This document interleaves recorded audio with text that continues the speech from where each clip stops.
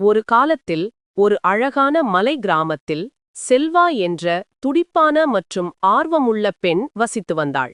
அவள் தனது சாகச உணர்வுக்காகவும் மலையேற்றத்தின் மீதான அன்பிற்காகவும் அறியப்பட்டவள். அவள் காலடி எடுத்து வைக்கும் ஒவ்வொரு சாகசத்திலும் தன்னம்பிக்கை நிறைந்த இளவரசியாக உணர்ந்தாள்.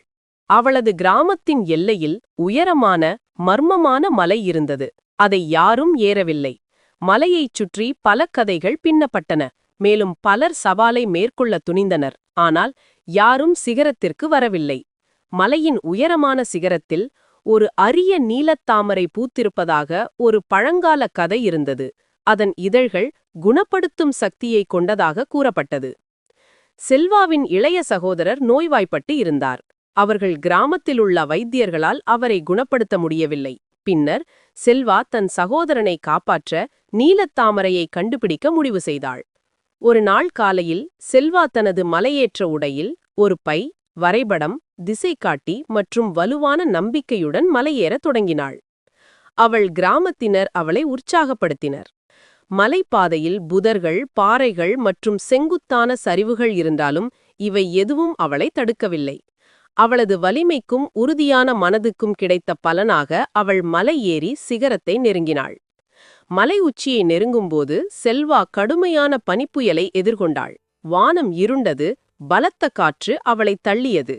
இந்த சவாலால் பல மலையேறிகள் பின்வாங்கியிருக்கக்கூடும். ஆனால் செல்வா தன் சகோதரனின் முகம் அவள் மனதில் தோன்றியதால் மனம் தளரவில்லை. அவள் தனது கயரையும் பனிக்கோடாரியையும் பயன்படுத்தி உறுதியாக பிடித்து ஒவ்வொரு அடியையும் கவனமாக எடுத்து வைத்தாள். ஒரு பெரிய பாறையைச் சுற்றி கடந்தபோது அவளுக்கு ஒரு விசித்திரமான அமைதி கிடைத்தது. புயல் நீங்கியது. மேலும் ஒரு சிறிய மறைவான நிலப்பரப்பை அவள் கண்டாள். அந்த நிலப்பரப்பின் நடுவில் ஒரு பனி நிறைந்த குளத்தில் புராணங்களில் கூறப்பட்ட நீலத்தாமரை பூத்திருப்பதாக ஒரு பழங்கால கதை இருந்தது. அதன் இதழ்கள் மர்மமான நீல ஒளியுடன் மின்னியது.